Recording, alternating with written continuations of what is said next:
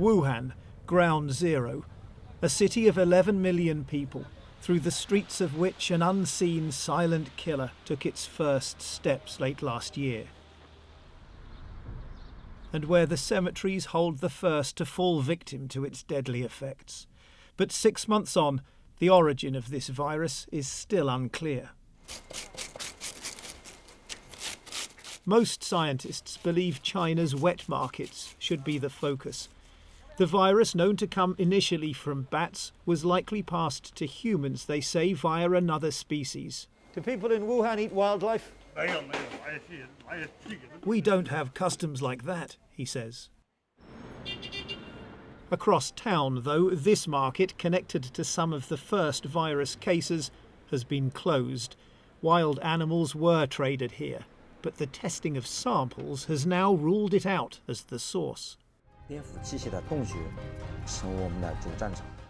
But there's another theory. For more than a decade, Wuhan has been at the forefront of a major project to collect bat viruses from remote Chinese caves.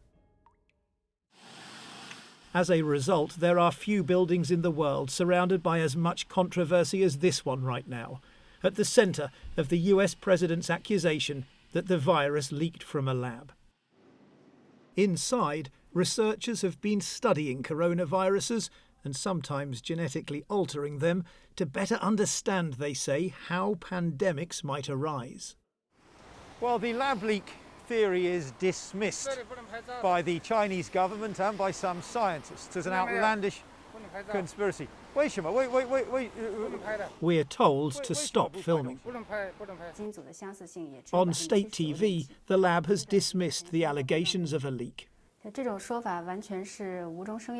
This is pure fabrication. We first received the sample on the 30th of December. Before that, we didn't even know it existed. How could it have leaked from our lab when we never had it?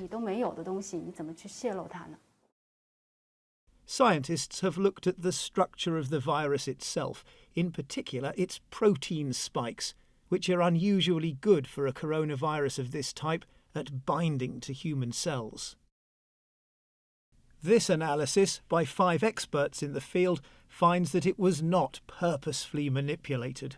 We do not believe that any type of laboratory-based scenario is plausible, it says, a conclusion now widely accepted. To deny a possibility when a scientist should always keep an open mind. But some scientists say it's flawed and based in part on accepting the lab's denials.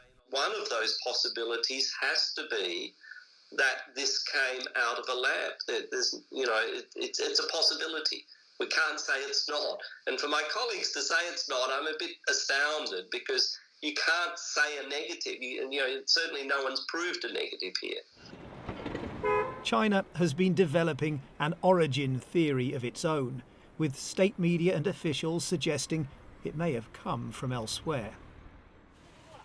It's an idea gaining traction in Wuhan. It came from the US, this man says. They've tested the sequences. The US had it first.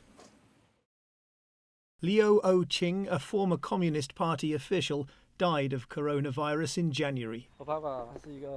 On the banks of Wuhan's East Lake, I meet his son, Liu Pei-en. He's angry at China's handling of the outbreak, but says calls for an international inquiry offer little hope.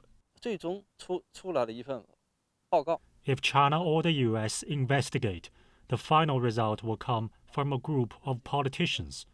It will be a report infected by politics.